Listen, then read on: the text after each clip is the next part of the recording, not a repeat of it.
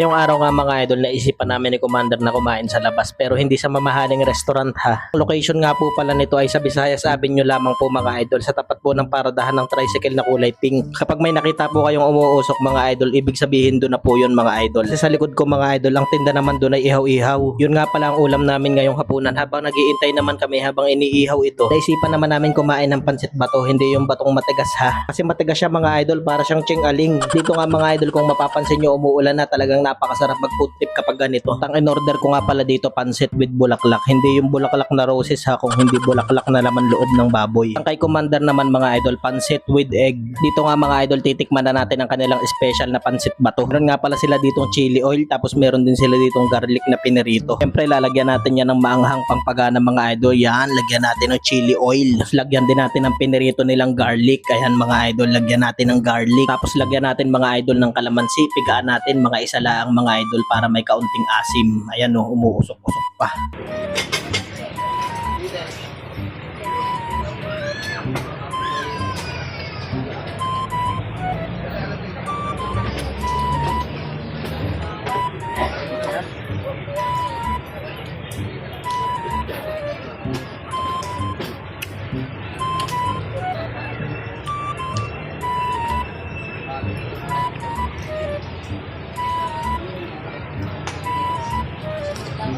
Dito nga mga idol, sa sarap ng kanilang pansit bato, talagang binuhat ko na yung aking kinakain para mahigot natin yung sabaw.